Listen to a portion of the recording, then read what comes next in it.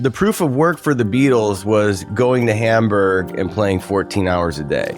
George Harrison was 17 when they started doing that. Like, he was super young. And they were kids, just goofing around. But over such a short period of time. Like 4 movies and 11 albums and how many top hits. It's just amazing. I think you have to set boundaries for yourself. Otherwise, like, you can drown in the options you have.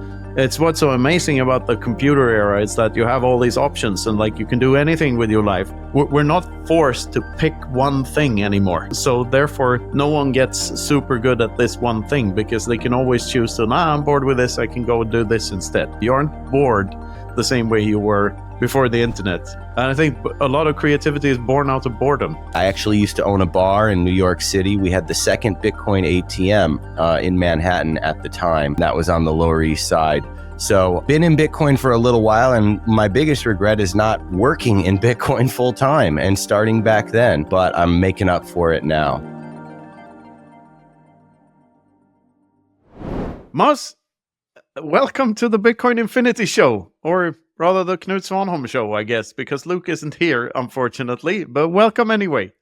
Finally, and it's good to be here hanging out with you on this show, and Luke has to be pissed, right? Because we talked about doing this, and Luke's not here, so we'll have to do it again and make up for it. Absolutely. I bet he wanted to have been here. But yeah, we saw each other like last week and did a Roccamoto show in San Salvador and one in Colombia too. But let's not talk too much about that one. They turned out the lights on you, Knut. They tried to cut the power, which was perfect. Now will we forever remembered as rebels in San Salvador because, of course, the show must go on. We refused to stop when they told us to, and I absolutely love that. It was very much in the spirit of rock and roll the whole evening. Yeah, the show must go on, and in order for it to go on, Knut and I are walking to El Salvador music stores, trying to, Google Translate our way into negotiating a Mexican Telecaster. So he has something to play.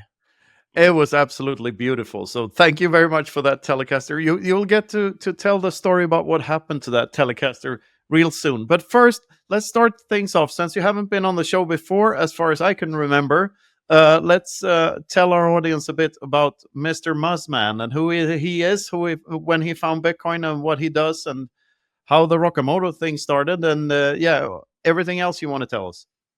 Well, my friends call me Muzz. My name is Mike Jarmuz, and my company is Lightning Ventures. LTNG.ventures is our website. We're about to get a brand new one. And we invest in Bitcoin startups, Bitcoin companies, early stage, later stage. We've probably invested in about 45 or more Bitcoin-only companies in the space that we all know and love. So we operate a little bit differently where we have a syndicate where anyone can invest, right? So if you wanted to get started with investing in early stage Bitcoin startups for like $1,000, we're a great resource and group, as well as jobs and talent and all sorts of other fun things. And recently, a product of Lightning Ventures was Thunder Funder that we just launched. Thunderfunder.com is a regulation crowdfunding portal where it's still equity. This is not like donations and Patreon, but it really widens it to where anyone, literally almost anyone, can actually invest in some of these. So our first 2 deals on there, one is for Jolts. They just had some big news in El Salvador. And of course, the Orange Pill app, which I think Knut helps out with on that. But yeah, so that's what I'm up to is Lightning Ventures and Thunder Funder. When I found Bitcoin, well, I should be worth like $10 billion because I was pretty early in Bitcoin. But like all of us, we didn't just go head in. But it was somewhere around that Max Kaiser $3 area, that 2013-ish area where it really started paying a little bit of attention. And getting going with it. I actually used to own a bar in New York City. We had the second Bitcoin ATM in Manhattan at the time. That was on the Lower East Side. So been in Bitcoin for a little while, and my biggest regret is not working in Bitcoin full time and starting back then.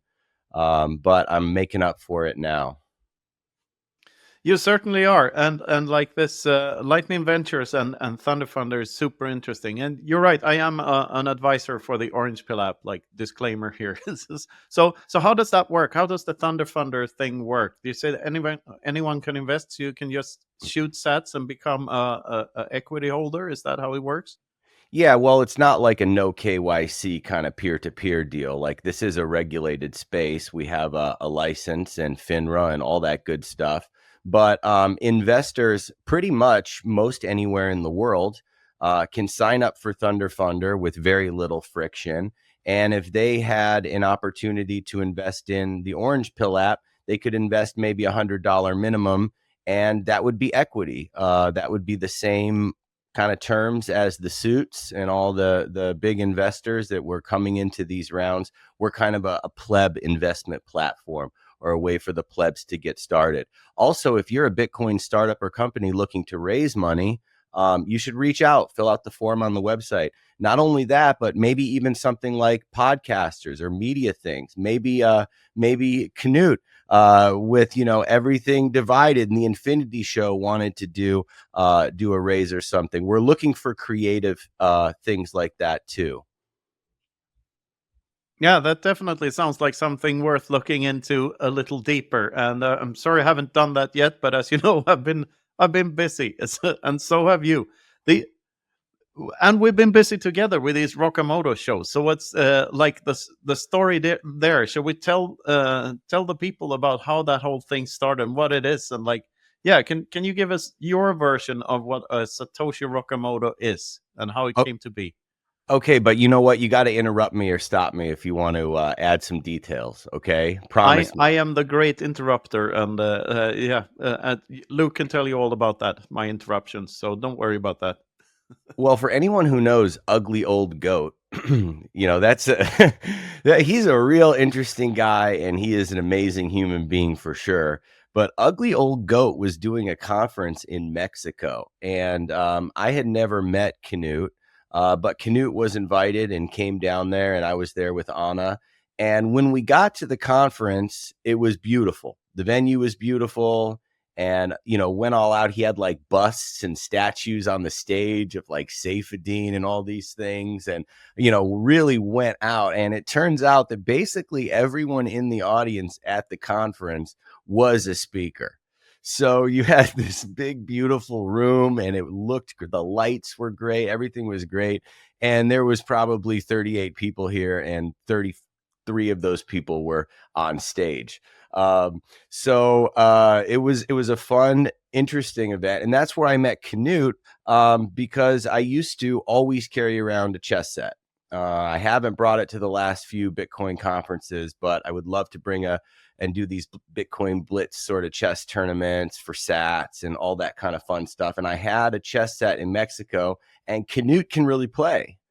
He could really play. So our first bond was really over some blitz chess late at night, and on our first few days there. Yeah, I think your first words to me was, "May I interest you in an adult beverage?" and then we had a couple of drinks and played some chess. Yeah. And to add to this was like late stage lockdown bullshit. I refuse to call it late stage COVID because I prefer to call it late stage lockdown bullshit. And More appropriate. so I think that played a huge part in why there weren't many attendees at the event.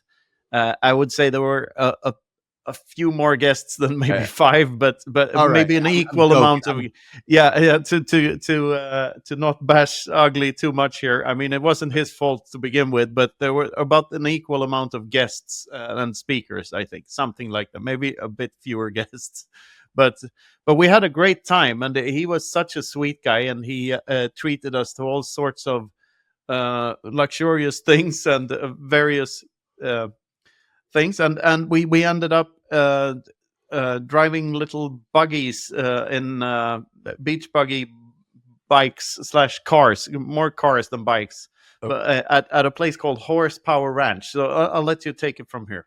Well, no, I just wanted to add that, okay, so the Horsepower Ranch, these were not just like little buggy things. Okay, this was not the kids thing. When you go to like a tourist place and you want to ride horses, but you can tell this isn't like the real horse riding place, or you want to drive a fast car and it's like kind of like a joke for tourists. This was not that. These vehicles were freaking serious, man. Okay. And there were no guardrails. Okay. You were no guardrails. This was completely off road. It was insane. And it was actually very dangerous thinking about it. Okay. And the lady from the hotel, as I'm getting ready to take off, there's dust everywhere. You have to wear a mask. It was the only time that you wanted to wear a mask during the mask era of COVID, because there was so much dust.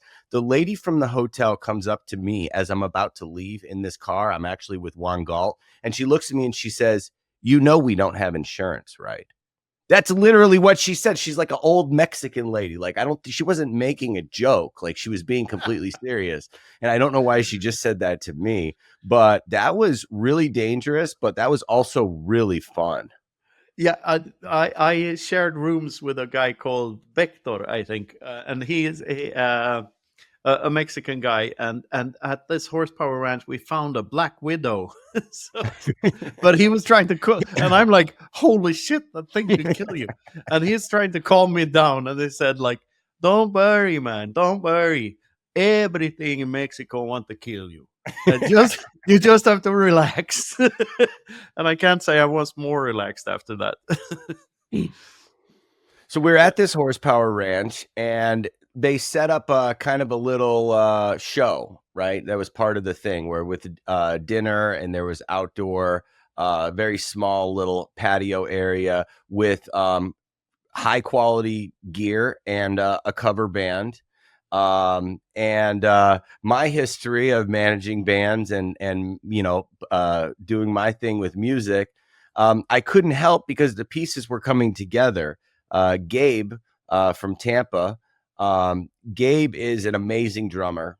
He's the guy, the cover band guy that's been playing for 40 years straight. He can literally play any song. But he can also play guitar and bass, and he's that guy, right? And I've always known that about Gabe. So Gabe keyboards, is there. right? He played keyboards, right? Yeah. Gabe can play a little bit of everything. He's an all-star. And then through the conversation of getting to know Lex, Bitcoin mechanic, I had no idea that he used to actually play with Donna Summer.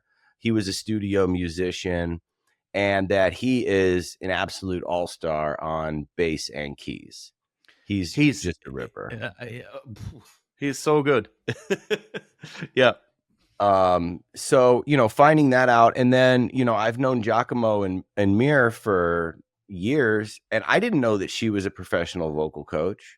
I didn't know that like that was a part of her thing. So it's like slowly coming together here, and I kind of arrange it. So I say to the cover band, because who wants to hear a cover band, right? It's a Mexican cover band. We didn't know they were going to be excellent. We didn't know what was about to happen, but it was kind of like, hey, listen, it's just us here for this party. I've got some Bitcoiners here. We want to have a little bit of fun. Do you think we can just use your gear and kind of play and have some fun? And they said, absolutely not. They were offended because they really wanted to play for you guys. And then they started playing, and they were incredible. Just calling out a song, and they played it, and that was great. And then they took a break.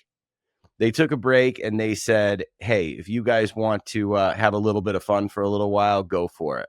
And that's when the first band assembled. That's when I found out. I didn't even know Knut could play at this time.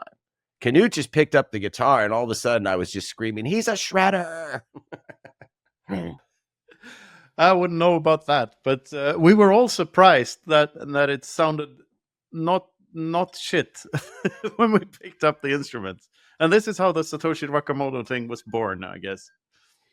It's kind of cool. Like, the Bitcoiners are such unique and individual and awesome people, is that you don't really have to tell them what to do. Like, that's what I love with the chess sets. I would bring 4 or 5 chess sets to a Bitcoin conference, just put them out, and the rest happens. You know what I mean? And that's kind of was the original idea with the Roccamotos, although it's changed recently. We're going to have a Roccamoto board meeting soon. But, it's to just have the gear there and then kind of see what happens, right? Because you've got amazing people that all can do a lot of different things. And then we found out some other people that could play that night. Was it Robert? Was it Robert, the name of one of the guitar players? I think I can't remember if who else, but we had one or two other people. Satoshi Sound. I don't remember. Yeah, his name is Robert. Yeah, it's Robert. Yeah, he played the drums, and he's like an awesome drummer, and he's like so good. And he showed up for Prague last year, right? And he yeah. played on a handful of songs there, including Seven Nation Army. And there's a video from that, and I can tell like this. Oh my God, the drums are so good here. And I noticed afterwards, like, yeah, it's Robert. He's no wonder, because he's got such an amazing feel for it. Yeah, and that was kind of the Genesis block there. Absolutely. Hello there, fellow Bitcoiner. Take your coins off the exchange right now. You need to take self-custody of your coins. Now, how do you do that? First of all, you need a good hardware wallet, and I would recommend the Bitbox. So go to bitbox.swiss/infinity and get your Bitbox now with a discount. Also, you need somewhere to store your seed phrase. So why not get one of those wonderful steel seed plate storage thingies from stampseed.com/infinity, and you can get the everything divided seed plate. It's beautiful. Also, if you're advanced and if you want to start with generational wealthing, which is a fun hobby I have, you can go to the Bitcoin Advisor group of lovely fellows from down under that can help you store your Bitcoin for a long time using multi-sig solutions. So check out Bitbox, Stampseed, and the Bitcoin Advisor, or GFY. Back to the show.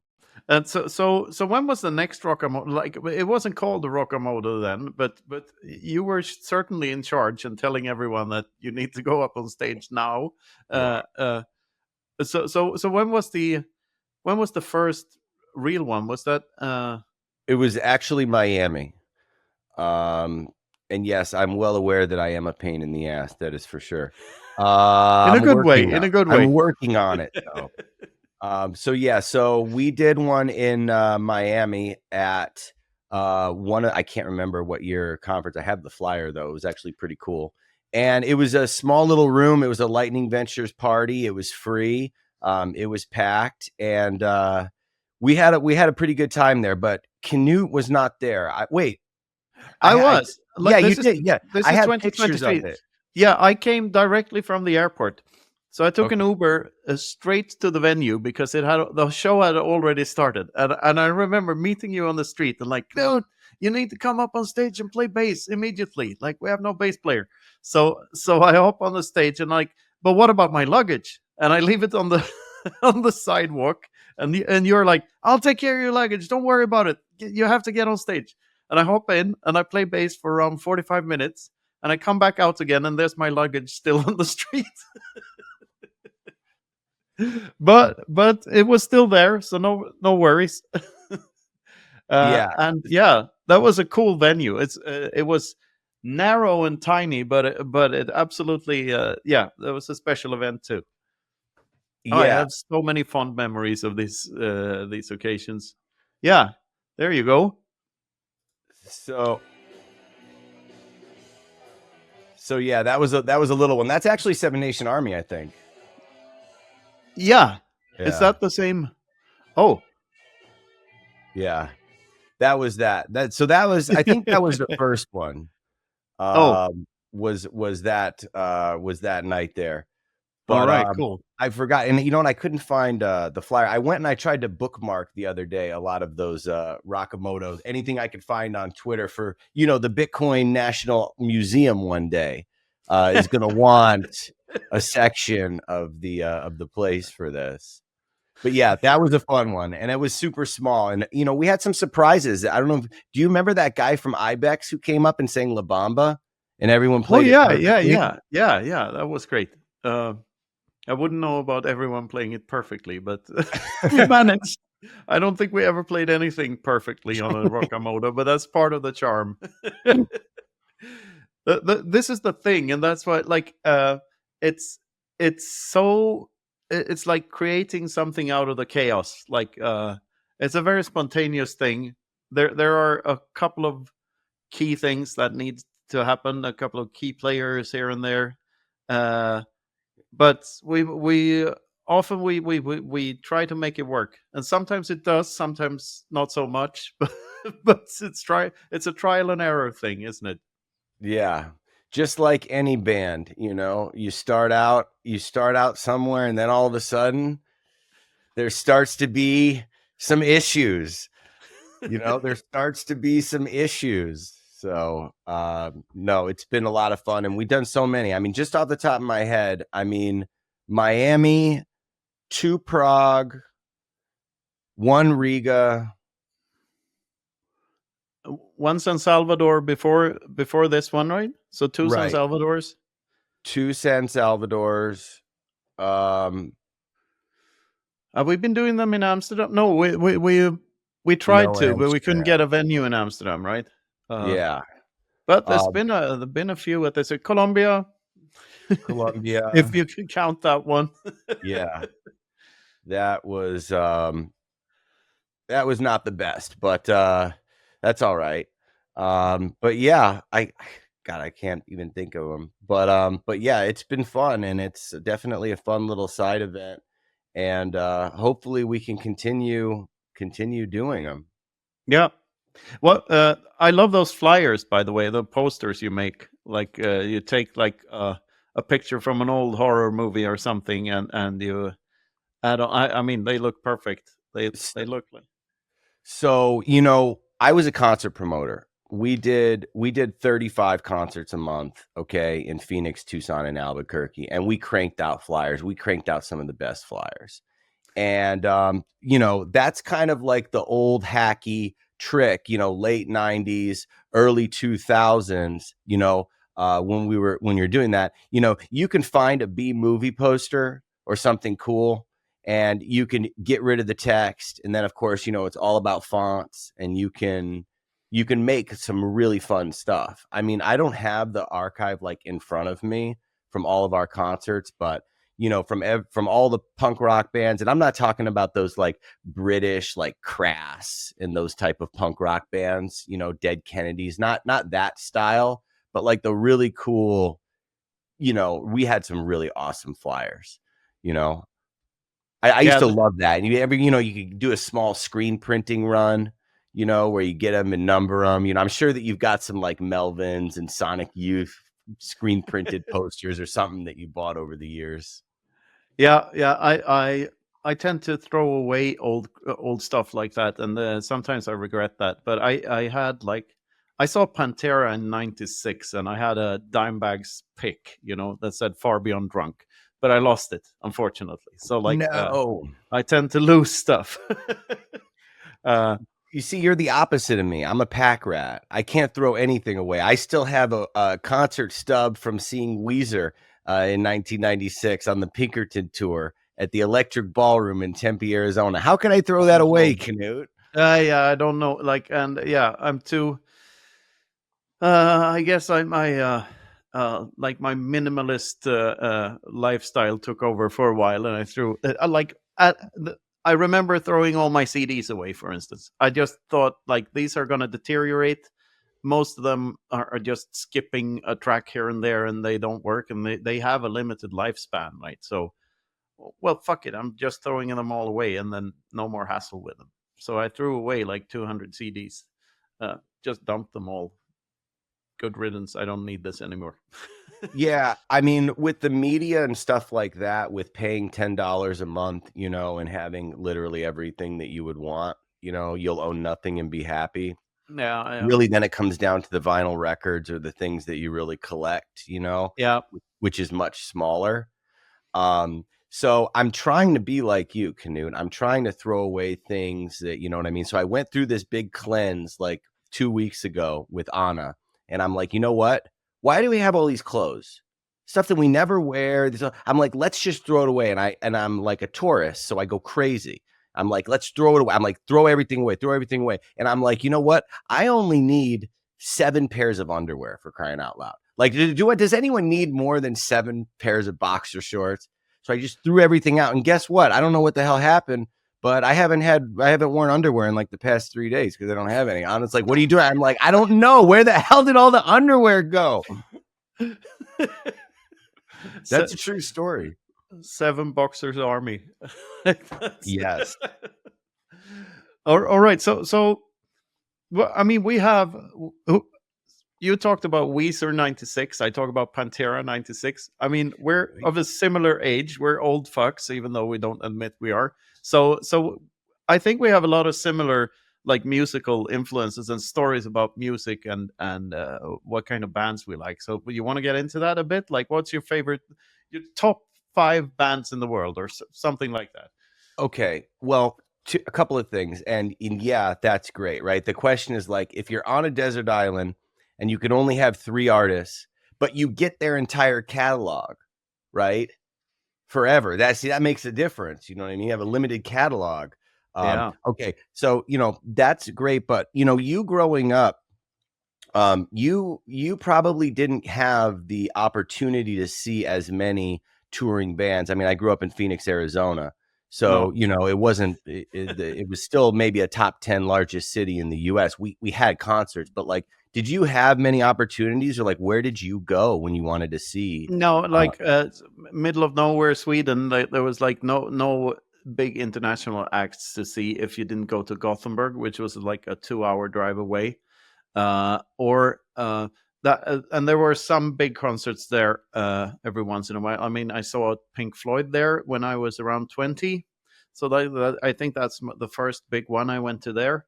And then, of course, there were these summer festivals in Sweden and Denmark that you could go to. So Roskilde is the obviously the big one in Denmark. The other one when I grew up was called Hultsfred, and it's a small town. It's a kind of a legendary rock festival in the middle of Småland. I think it's a long time ago now. Now they have the Sweden Rock Festival instead or something. But there was a couple of years when I enjoyed festivals, and then I guess I got too old for them. Living in a tent and walking in piss all day might not be like you get too comfortable after a while, I guess. But I had a lot of fun back then in my late teens and early 20s, seeing a lot of bands. Yeah. Well, I'm definitely curious about that Pink Floyd show. I mean, that was a bucket list that I was never able to do that one there. And Europe always does the festivals right. Like, I didn't know how Europe did it, but that was the word. That was what we had always heard. And I did a European tour with a band, and there were a few festivals, Rock'em Ring, Rock'em Park, these sort of like things. So we went to them for the first time. And the Europe festival game compared to what US was doing was like no comparison. No, but on the other hand, like being a touring band in the US must have been better. And like in Europe, we didn't have like, especially not in Scandinavia, there was no like pub band culture like that when I grew up. That's like very dead. That was a very dead scene. Like, I guess there was a bigger music scene in the 60s in Sweden, and also maybe a bit of revival after I grew up. But when I grew up, there's like nothing. There is very dead. So over the past 50 years, what has come out of Sweden? Well, a lot, and there was this is to say there wasn't a living like pub music scene or music clubs or anything that, but what there was like underground bands and people rehearsing to become something that was all over the place. There were a trillion bands in Sweden, and very common. When I grew up, everyone was in a fucking band, and we we had our own rehearsal rooms, and there was the basement of an entire school was full of rehearsal rooms for different bands, and a lot of activities like that. Some of it like state sponsored or municipality sponsored. There was a lot of money going into culture projects, so a lot of tax money went into like helping these upcoming bands to rehearse. most of us never got anywhere, of course. But there has been a lot of, like, Sweden is a big music exporter in comparison to many other countries. Of course, ABBA, but Yeah. like in the 90s, Max Martin produced Britney Spears and Backstreet Boys and all sorts of boy bands and girl bands, and had a lot of top 10 hits everywhere. And the Cardigans was a big thing for a Oh while. yeah. Yeah. Forgot Uh, about that. so there have been many, and nowadays, like, the bands like Ghost are pretty big. Like, and I have there are a lot of, like, genre bands. So, like, the closest big city to where I grew up was Gothenburg, and Gothenburg in the late 90s, early 2000s had its own sound. There was, like, the Gothenburg sound, and there were metal bands. Uh, in Flames and Soilwork and Dark Tranquility and whatever they're called.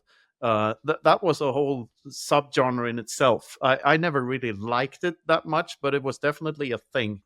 What I liked was a a band that started. It's still my favorite band to this day, by the way. A band from Umeå, way up north in Sweden, called Meshuggah. It's really complicated, like, math metal band that has been at it since the 90s, and they're just killer. Complicated stuff, but I absolutely love it. And there was So a bunch of punk bands. Refused, for instance, made a killer record in the Refused 90s. was so The hot for a shape of punk while. to come. The Hell high, yeah. I can't the, believe that we're talking about Refused right now. That was there was a time when and that just came out. yeah, That was a huge deal. the Hives. They're still big in the U.S., right? They have Yeah. had quite an American, quite an international career, especially in the U.S. Uh, no, there's a ton of bands. I'm only mentioning a few here, but there's so much. So, when I think of Sweden and when I think of that, I always think of the metal, right? I can't help but think of, like, the Swedish metal. Now, all of those bands that you named, Dark Yeah, Tranquility, In Flames, we yeah. booked all those bands. Oh, I booked really? every single one of those bands when they would come through Phoenix, Arizona. They would play the 300 cap room. The Okay. Haunted was another one. Yeah, The Haunted. So, I didn't like that music, but we booked everything, right? yeah, We booked the stuff you like, and then you book the stuff you don't like, right? yeah, And they would still do, 150 people. But when I think of Sweden, I always think of that kind of metal. So I just imagine that they must have, like, that metal culture, yeah, yeah. because we don't have that here. You don't go to any, it's No, different. Scandinavia in general is, like, very metal dense. Like, I think Finland has the highest metal band per capita in the world. Like, every there's a metal band in every basement, basically. And don't forget, like, Sweden had a lot. Like, it wasn't only, like, harder metal. Like, in the 80s, I grew up with the success of Europe and Joey Tempest. Like, the the Final Countdown was a big international hit. That's a Swedish band too. And in their footsteps were bands like the Helicopters, for instance, which had a singer that used to play the drums in a fantastic death metal rock band called Entombed, if you know about them. But yeah, there's a lot there. So, I mean, I'm just really curious, and we'll have to talk about this another time. But, like, did you ever used to listen to, like, At the Drive-In or some of those, like, U.S. sort of smaller punk rock bands on, like, indie labels? Like, were you into, like, the Fat Records kind of, No, like, No Effects stuff? I I've heard At the Drive-In, but I would say, like, you have to rewind the clock a bit. Like, more like Melvins, or like, the more fringier acts from the grunge scene. More that kind of stuff, in terms of smaller American bands. And So but I liked a lot. Like, I liked the grunge bands a lot, especially Soundgarden and Nirvana and Alice in Chains. Like, I just loved all three of those bands. And and I liked the thrash metal bands too. Like, I loved Metallica and Slayer and Pantera and all of that stuff. really into that, and I still listen to it to this day, and I'm still finding new stuff that I haven't heard before, like especially in the metal genres, I guess. Like I listen to Megadeth a lot these days, and Exodus and stuff like that. I just love it. It's still close to my heart. Okay, so man, there's so many things we can talk about here. I mean, okay, but like you know, at least for me, and I know a lot of people, like your music sort of core where you start really comes from like your father. You a lot in a lot of ways. Like what did you listen to in the house? What did your parents listen to? You know, my dad was like the classic rock guy. You know, we were talking about the Beatles earlier and how the hell they recorded that shit with 8 tracks. Yeah. But you know, like, so your parents, like, what did they listen to when you were a kid, or did they not listen to music and you just kind of discovered it on your own? Oh, I grew up with music, definitely, and my father played the guitar, and we have a long history of music in my family. My my great grandfather's brother was a famous opera singer, a tenor. He sang Wagner. Uh, so Wagner operas, and my parents, or especially my father, I guess my mother wasn't that interested in music, but my father had a huge music interest, and he listened to a lot of classical music, and operas and stuff, but also the Beatles and other stuff from that era. So I definitely grew up with a lot of different music. Maybe not like I guess my father's interest in popular music sort of ended when the 60s ended, and he wasn't really following, like he was never into Zeppelin or Sabbath or anything like that, so I had to discover that on my own.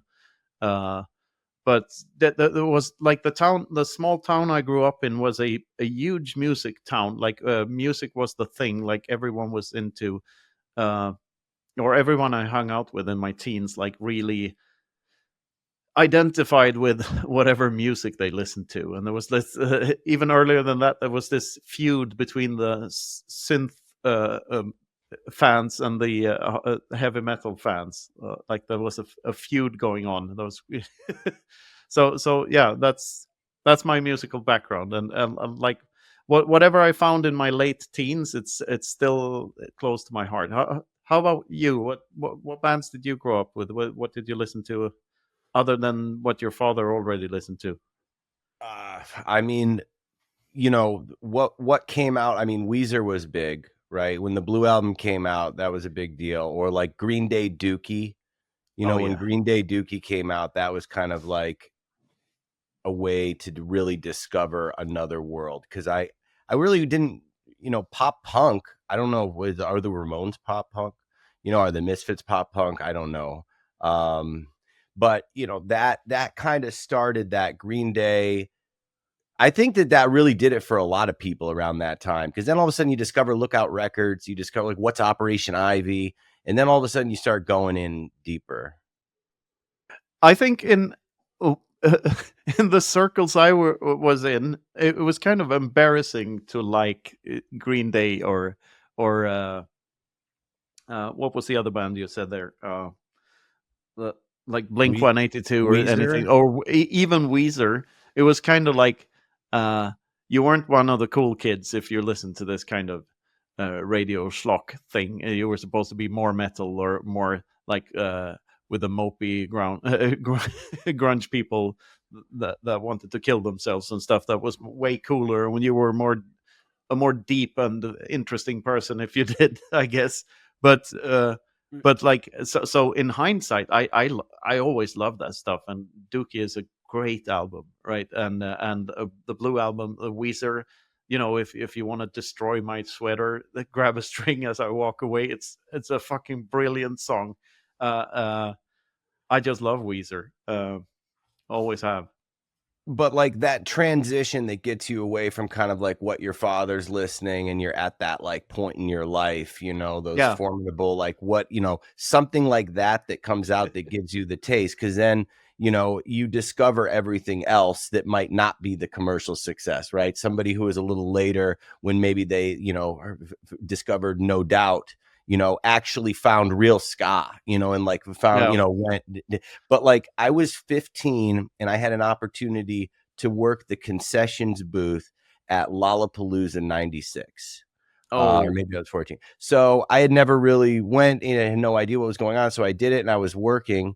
And, I took a break and I went out and like Rancid came on. And that I had never heard of Rancid. I had no idea what it was. And it just like kicked a hole in my soul. I was like, what is this? This is the greatest thing I've ever seen. yeah. If speaking of Lollapalooza 96, I have to ask, did you see Primus? I think they were in their prime back then. See, I Or knew that you were, I know that you have to be somebody who loves Primus, but man, I just can't get into it, you I know? absolutely adore Primus, and they were in the top Billboard top 10 with an album called Pork Soda. Like it's no, they're fucking amazing, and I just love the guy. He's such an odd character and such an amazing musician. I just adore Primus, uh, Yeah. and everything they've done. See, where a lot of like the metalheads, because I'm not like a death metal person, but there's always like that middle ground where you can come together. So somebody who Yeah, like loves metal, they're a metalhead, like we can both come together on Zeppelin. We can both come together on maybe Guns N' Roses. Beatles come together like. Hello there. I'm Knut Svanholm, and I'm an international village idiot and author. These are my books on Bitcoin: Bitcoin sovereignty through mathematics, Bitcoin independence reimagined, Bitcoin everything divided by 21 million, and Bitcoin the inverse of clown world. These are now re-edited, redesigned, and available from the Bitcoin Infinity store. I mean, look at that. Look at how your collection could look.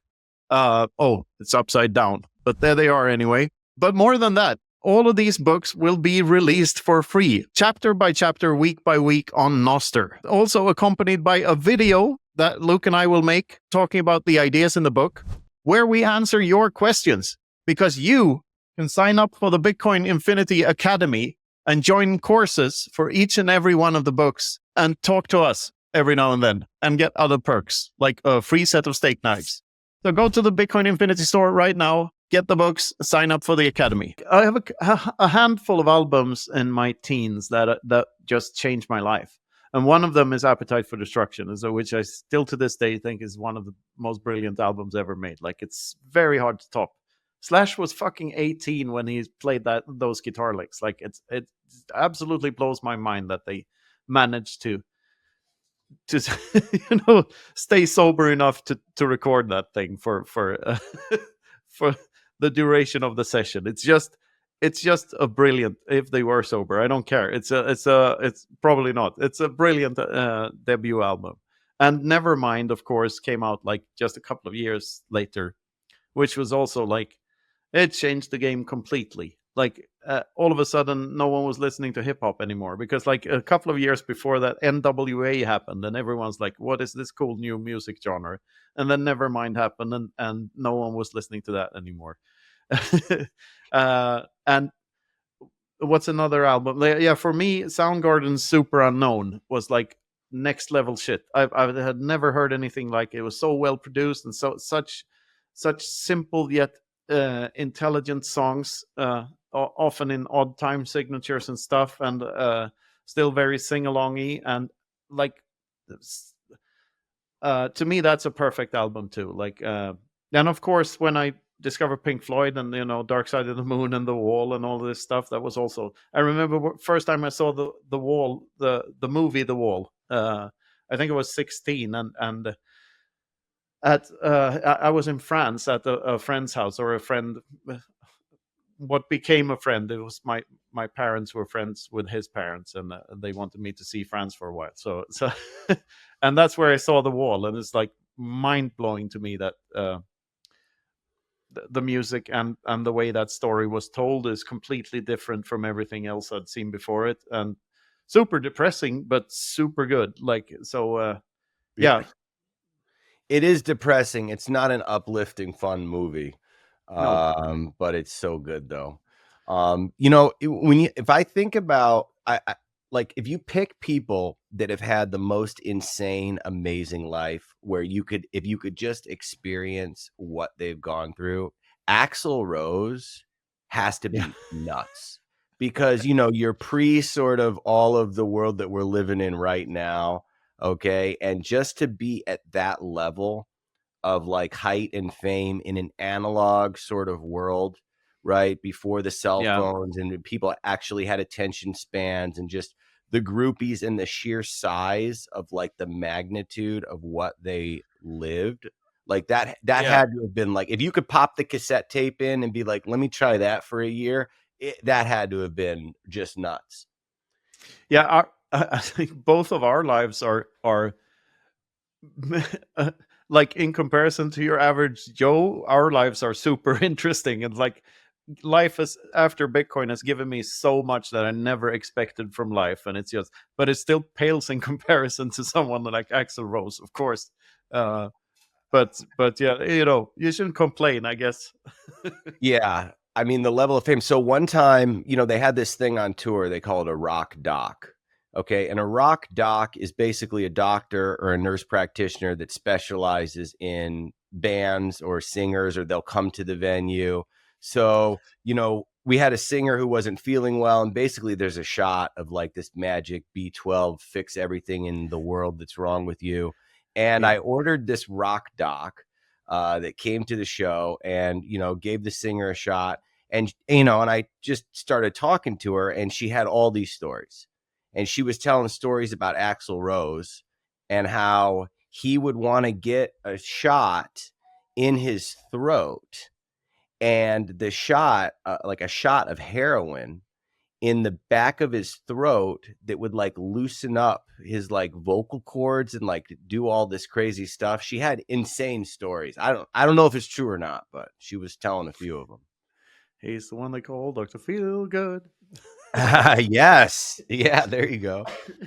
Um No, I read Slash's biography, and it's insane. Like, I don't know how much of it is true and how much he misremembers, but it's absolutely insane. I read Ozzy's too, I think, and Lemmy's autobiographies, and they're all it's insane. Like, but especially Slash. Like, that's just the fact that he's still alive is just amazing. really Yeah. Slash versus Keith Richards. I'm really Yeah. curious. Yeah. Keith Richards is an interesting one too. I mean, the But guy Slash, snorted his dad's ashes. yeah, and but Slash has a defibrillator in his chest, like, Mhm. that is that is I mean, permanently. It's a stationary defibrillator, and whenever he's like, when he it jolts him back to life every once in a while. So the book starts with like is having a concert with Velvet Revolver, and he's about to do the solo, and he feels like kind of dizzy and is about to fall over, and then all of a sudden, dong, the defibrillator starts him up again. So yeah, Like Guns N' Roses or Nirvana, it just, when you look back, there's always that period where there's that kind of new sound, yeah, that new sound, because it was like you were coming out of this like kind of hair metal, kind of like 80s metal, and then you kind of had like a Guns N' Roses, you know what I mean? Or like yeah, the Nirvana, like some type of like new, or like a Rage Against the Machine, yeah. with like a new sound at that time, and I mean, where are we at now? Do people still make music, Knut? Is any of it good? What are people still playing music? I I think like it's there are probably bands that are as good or even better than than what we grew up with, all around the world. It's just that it doesn't get as much attention because it's not as culturally relevant as it was before, pre-internet era. Because now the magic is sort of gone with celebrity in general. Like, there aren't any perks to being famous anymore, like in the same way as it there used to be. Like, and you didn't, we don't put people on pedestals as like the movie heroes and the rock and pop heroes of the 80s. I think the 80s was sort of the peak, or early 90s, where you had phenomena like Michael Jackson and Madonna and Axl Rose and people like that, who like were beyond famous. They're like next level. I don't think we'll ever see people of that magnitude of fame again. Like the Kardashians can try, and Lady Gaga can try, but she's no Madonna, she's no Michael Jackson. Like that's just a different level there. But And that's actually talent. You know what I mean? Like, it's also talent, yeah. not just like a Kardashians or a level of fame. No, right now it's more, the talent is not the music. The talent is managing your social media accounts. Like it's a different type of talent, but it's not as pure as it used to be. And there's an argument for like going back even further than that and saying that before the music video, that like real musicianship was rewarded, and not just how you looked. Like hair metal was a product of the music video being the selling thing and not the actual music, I guess. So what are your thoughts? I mean, the last time that you heard something and it was truly good, and maybe there are fantastic bands out there, you know, and every once in a while, even in the past. Well, okay, so you look at how much amazing music happened in the 40 years of, 1960 to, 60 to 90, yeah, or whatever. And then you look at what's happened from then to now, and it's not that we're living under a rock. If there was a modern day Michael Jackson, or a modern day U2 even, or whatever, it just doesn't seem like it. And like I loved the last Daft Punk album. Like, if you know what I mean. I think it came out in 2013, Random Access Memories. So there is like still like really solid good music, and it like finds its way in, or like I just can't think of like the last like amazing. I mean, you're talking like Dark Side of the Moon. Like, there isn't a bad song on any of This is a bad microsecond on it. Yeah, exactly. Even when there's nothing. Yeah, but like is it a cycle? Is it because everything is so technology driven? You know what I mean? Like when you're forced to, or like a White Stripes, you know what I mean? When a White Stripes came on the scene, it was like a 2-piece, Yeah, I loved it. Yeah. And that was never about perfection. It was about like purity. And that's why people loved it, I guess. And like Jack White deliberately limited himself to like, okay, I'm going to play the guitar and the keyboards at the same time. Like I have to. And it's going to be hard. I'm not going to have even 5 picks at the mic stand. I'm going to have 1. And if I lose it, I'm fucked. Like, so like he was all about limiting himself. And I'm not going to have a fancy drummer. I'm going to have this Meg character who can barely play drums, but it's fucking perfect for the thing. So it's an artistic choice, I guess, to limit yourselves. And I can identify with that. Like if you're doing anything creatively, I think you have to set boundaries for yourself. Otherwise, like you can drown in the options you have, and that's what's so amazing about the computer era, is that you have all these options, and like you can do anything with your life. But it's also what makes us, we're not forced to pick one thing anymore. So therefore no one gets super good at this one thing, because they can always choose to, I'm bored with this, I can go do this instead. Like we're not when you didn't have a computer, you're forced to and you had ADD, you were forced to practice your guitar playing every day, like for 10 hours. You aren't in the same way. You aren't bored the same way you were before the internet. And I think a lot of creativity is born out of boredom. Like, yeah. The difference in between having the ability to do everything and being forced to with limited resources, it's a weird place that we're at right now. Just it's humanity in anything. Like I no longer need to know anything about where I live and like my brain because I can follow the blue line in my car. You know what I mean? It'll Yeah. just tell me where I'm going. You know what I mean? It doesn't like breed intelligence, and it's probably not even good for, as it just as an exercise. Like that White Stripes album, a big story was I think they only paid $16,000 to record that entire first album. Like they didn't spend much money, and then you look at projects like, whatever, Axl Rose's Chinese Democracy, it takes 30 years and all this, and it's terrible, and it's like when you come out with something that's, the 8-track. Way more time has passed since that came out than did between that and the previous Guns album, by the way, which is interesting about time. Like,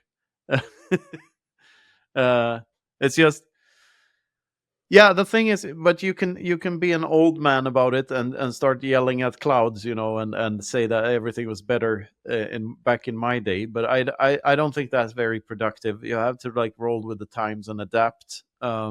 Sometimes it can be fun to be nostalgic and look back at stuff, and you can appreciate stuff from other eras, of course. But I don't think it's a very productive or useful way to spend your days just that wishing the internet away. Like, I think the Well, upsides clearly outweigh the downsides. We we wouldn't be able to have this conversation if they didn't, right? Oh, for sure. And you don't want to wish it away, because there's like endless good also on the other side of it, right? Um, Yeah. but Satoshi but Rockamoto, like we are perfect examples of, you know so I'm a semi crappy musician, but I'm now able to travel the world and play music for people who like it for some odd reason, uh without becoming a big rock star before. Like, we could I can still like do the thing. I do other things as well, and give talks at conferences and sell books and stuff, and do this pod, and manage to make a living doing all sorts of things like these. And like the whole Roccamoto thing is just a cherry on top, and it's brilliant. Like, who knew? Like, I just find it so fascinating. yeah.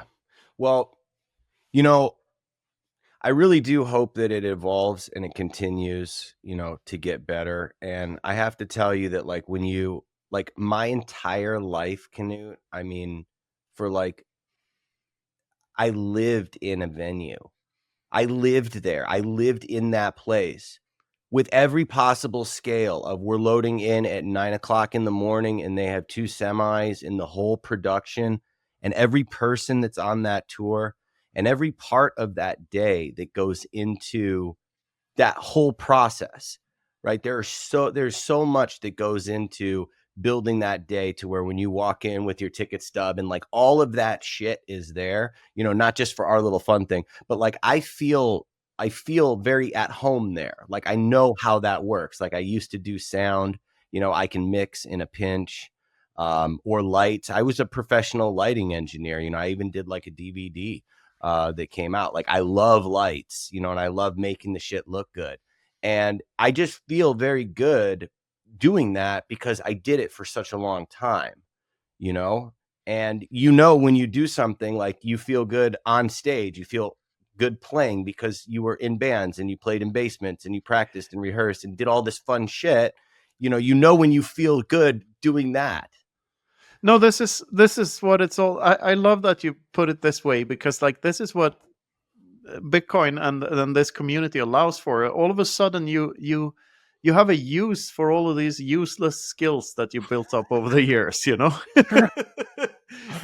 and it's not only the music, like other shit, like my scribblings. Like, I think I probably like writing because I wrote music lyrics, like for the long song lyrics for the longest time. Like that has a played a huge part in why I started writing books later on. Like the books sort of took over from the music when I stopped playing in the band, and like stopped that whole trying so hard career. Like then something had to give, and something had to take from what gave. Like, and the writing became became my new creative outlet. And but it's through writing song lyrics that got developed this fascination for playing around with words. And you know, words have double meanings, and you can do stuff with them.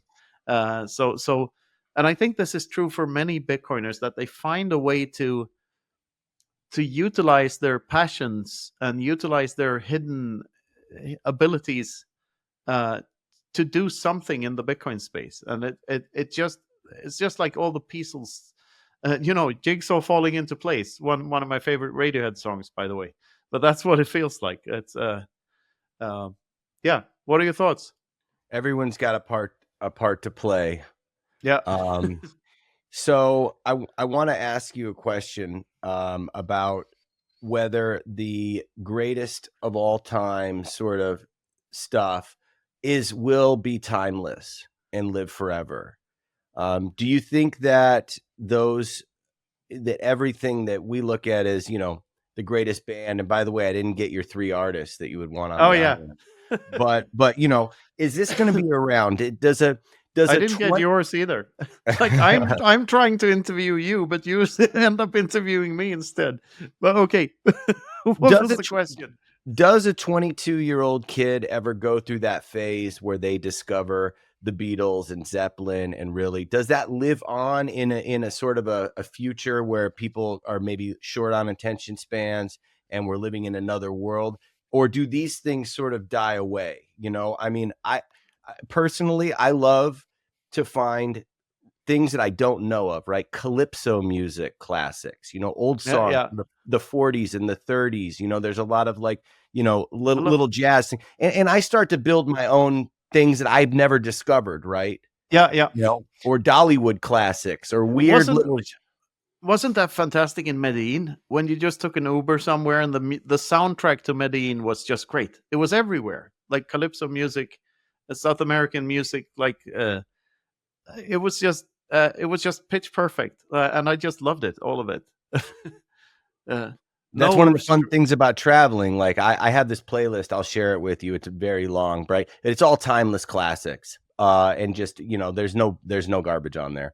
But we call it our family playlist, and you end up in Colombia or you're traveling for whatever reason, and you hear that song. And so many times it's like, oh, whatever this is, and you save it and you add it to the list, and that comes on, and it's some weird Russian song that we heard somewhere, God knows where, or whatever, but it's like just good music. And like, I maybe stumble on that, but like, do other people, are the classics going to live on forever? I think so. It might be more fringe. It might be more for the few than for the not as popular as before. But there will be nerds who have their Beatles periods and their Stravinsky periods, or their Zeppelin periods, or their Zappa periods. For instance, I love Frank Zappa, by the way, and I found befriended this guy in El Salvador. In a village next to El Sonte, who's an American guy who really loves Frank Zappa. And we could recite lyrics. We knew the lyrics to all of these deep cut songs that everyone else was looking at us like we were absolute idiots, like, because we are. And we just love. I had, back when I was in my 20s, I collected Zappa albums. So I had around 50 Frank Zappa CDs. I wanted to deep dive into everything he did and figure it out, because it was so complex and there's so much. It's such a treasure trove once you find it. And this goes for I've had several Beatles periods during my life, and I think people in the future will have those too. Because there's so many aspects of that band there's it's such a world in itself, and their entire career spanned 7 years. I can't wrap my head around how cool that is. And if you look at the Get Back documentary that they made with that Peter Jackson made with when they have restored the old footage and separated the tracks and everything, so you can hear what people are saying, it's like the opposite of proof of work. It's proof of just goofing around. They're just playing. They're just fiddling around, and but they're in there doing in a way it's proof of work, because they're sitting there playing at all times. But it's all enjoyable, and it's all, none of it is hard work. It seems everything is just, I'm here, I want to do this, and I'm gonna do it. And they managed to have a fantastic career doing exactly what they wanted. So that I think Beatles is like, there's so much to find there. And even like post Beatles era, uh, John Paul and George in particular, maybe not Ringo that much, but John Paul and George are their other albums are also worth a listen or two, and like trying to discover. Yeah, I don't know. I'm a music fan, So and I know you are too. the proof of work for the Beatles was going to Hamburg and playing 14 hours a day. That was probably, that probably got them. Absolutely. And George Harrison was 17 when they started doing that. Like, he was super young. And they were kids just goofing around. But over such a short period of time, it's to insane. have that much. Like 4 movies and 11 albums or whatever it is. I don't know the exact numbers, and how many top hits? Like, endless. It's just amazing. And you know what I love about that, and I don't know if it's like this for everyone, but the B-sides and the things that never got released, especially with Bob Dylan and the Beatles, for me personally. Rain Right. was a B-side. Can you imagine? But like when you listen to the anthology or the Beat album, have you ever heard the Esther demos, which is the White Album demos? Where it's them with a 4-track. They were with Maharishi, but you can hear just on a 4-track guitar, flew in from Miami, and it's like a different tempo, and it's like, I just love listening to the demos. Like the demo for Dear Prudence is like, insanely good. And it's like super lo-fi, and wasn't meant to come out. But I think that it's really interesting that over time with your favorites, some of your favorite things to listen to weren't even the final products. No. I mean, it's just so and cool. And were those on the one of the anthology albums? Yeah, there were a few on there. Yeah, because I released for the White Album. You can listen to the whole thing though. Yeah, that's super interesting. There's like, my favorite Metallica album is "And Justice for All," and there's some recording of like when they have the riffs, and it's just them sending demo tapes of riffs to one another, and it's so beautiful. Like, these are still to this day, I think that's their most progressive and that's their most aggressive album, and I absolutely love it. I mean, imagine these 4 guys, they're also in their early 20s, and their friend has just died in a bus crash, and they're fucking angry, and James has had his rough childhood and everything just poured out on that album, and it's such a pitch perfect thing. That's another one of my favorite albums, by the way, and Justice for All. And there are like, it's legendary because the bass is barely you can barely hear it in the mix, because they didn't want the bass there because it reminded them of their old bass player or something, the guy that died. So did you see the movie? Did you see the Metallica movie? Which one of them? Like the Some Kind of Monster? Oh man, yeah. It was hilarious. It's hilarious. Like the therapy sessions. Yeah, and they're paying this guy like $7,000 a day or something. Like, and he's just a complete arguing about whether every song needs a solo.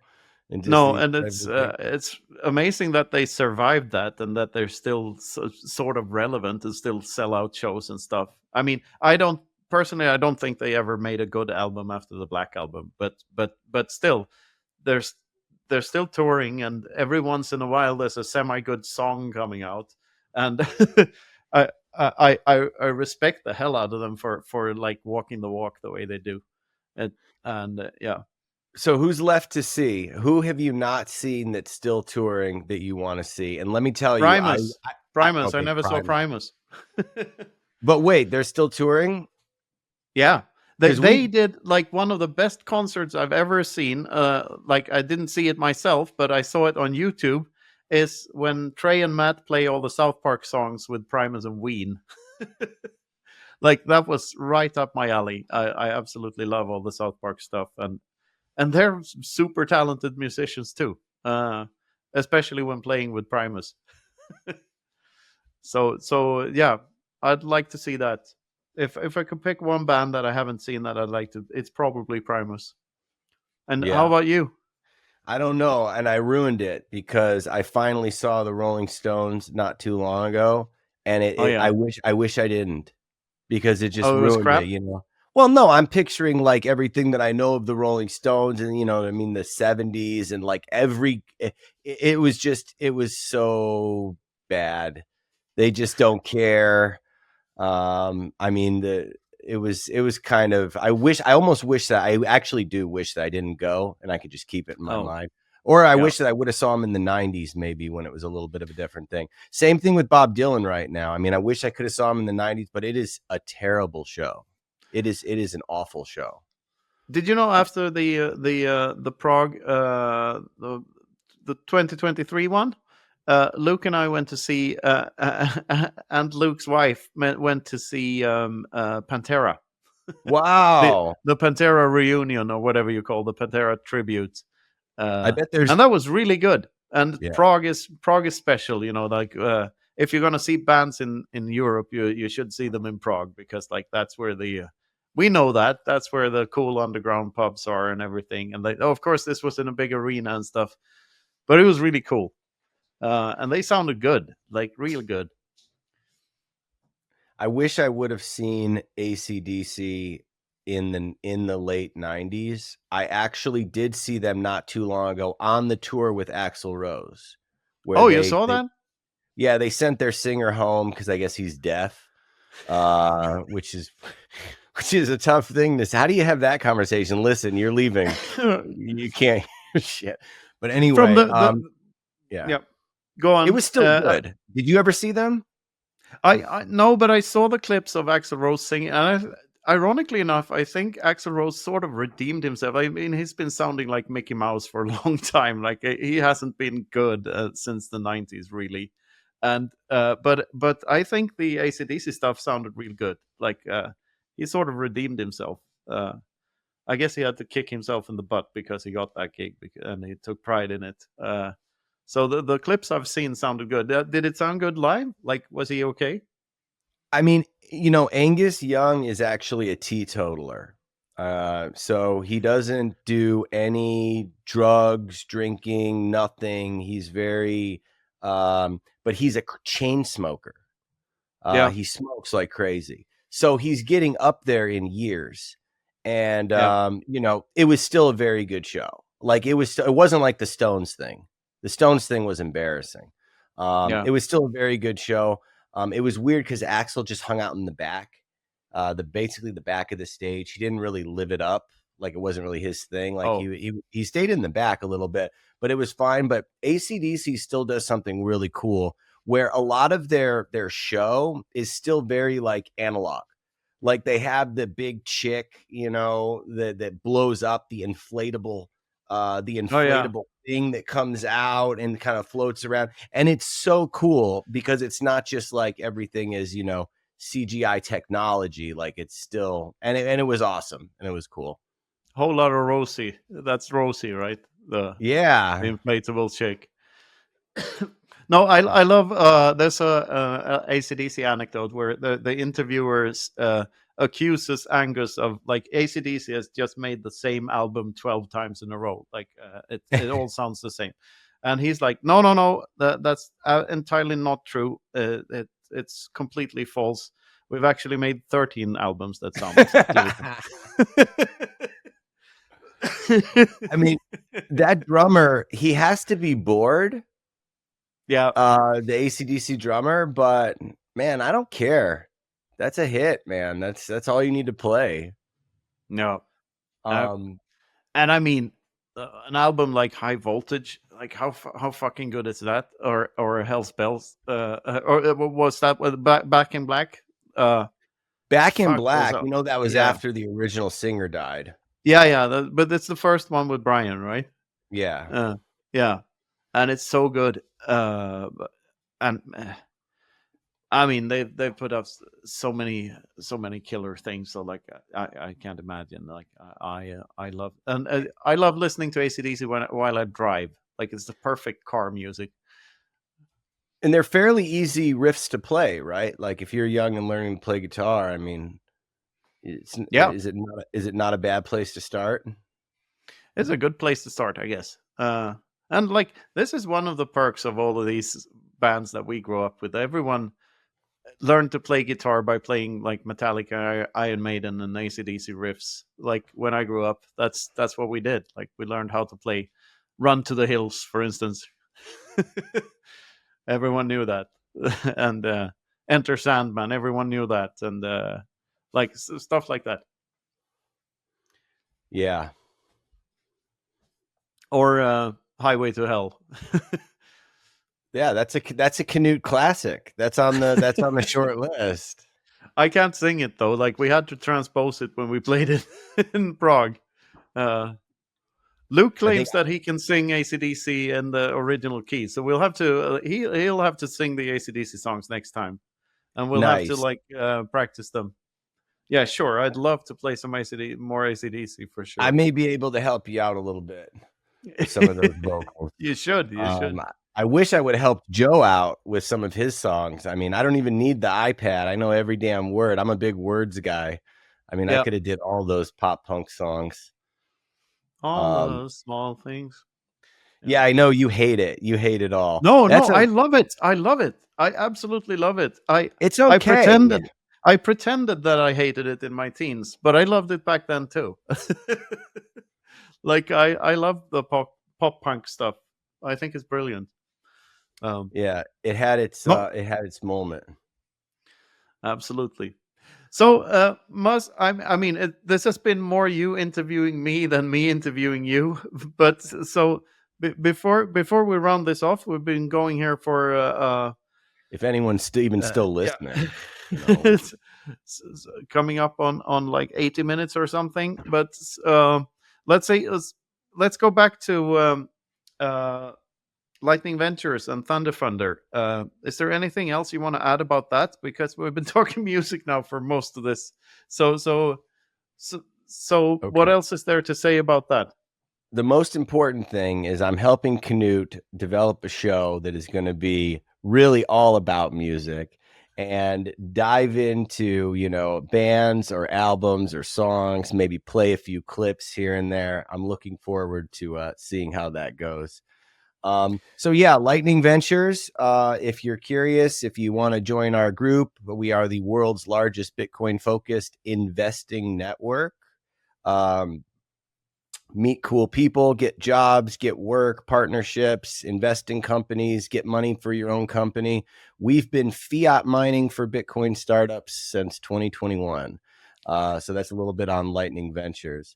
And it's different than these other VC firms, right? The other VCs, they raise $30 million and then they spend your money, and we do it a little bit differently where you get to make your own decisions and get rolling. They make a lot more money though, so maybe I should do what they do. And then Thunder, of course, is a Reg CF funding portal. That's thunderfunder.com. Totally free to sign up. We have 2 live deals there right now. We're just getting started on the platform. So send us all your bug requests, send us shit that doesn't work, sending messages back and forth, public profiles, earning badges, all kinds of stuff there. So we're just getting started with Thunder. But those are the 2 main things that I'm working on, although our primary revenue driver is Satoshi Rockamoto. So that's really yeah, right. I mean, so you have to tell me, is the name Thunder, is that alluding to the Lightning Network, or was it purely an AC/DC hint? It's not, but it's a little of both. When I was 13 or 14, I had the 3rd largest AC/DC website on the internet. I wrote it in Notepad on my computer. It was called High Voltage. was the name of the Oh, site. It was probably one of those GeoCities / whatever tilde, or maybe something like that. But yeah, I love that, and kind of a play on Lightning Ventures. Lightning Ventures isn't just about lightning companies; it's all things Bitcoin. And it's a jazzy name. And, I think that Lightning is the way that it's going, and that is the future. But we do a lot of other things that are not necessarily just Lightning focused. So fantastic. And what's the website again? LTNG.ventures and thunderfunder.com. All right. And would you like to see me and Muzz do a show where we dissect album by album, music albums, and our favorites from the past, and talk about each track and how they were recorded and why? If so, comments below and tell us what you think about that idea. Yes, there's just things that happen to you. I mean, the intro to Thunderstruck. When that comes on, I just can't. I can't. It's so good. When I see you do that, I sometimes wish I still had my long hair. Well, it's not too late, Knut. Grow it back. Well, I have a hat now. I like hats too. Anyway, Muzz, it's been great talking to you, and it's been great doing these Roccamotos with you, and I hope we get to do more of them in the future and get to hang out and play chess and drink adult beverages and whatever's on the table, literally and metaphorically. So see you next time. Yeah, Knut. Thanks very much, man. Cheers to you. This has been the Bitcoin Infinity Show. Thanks for listening.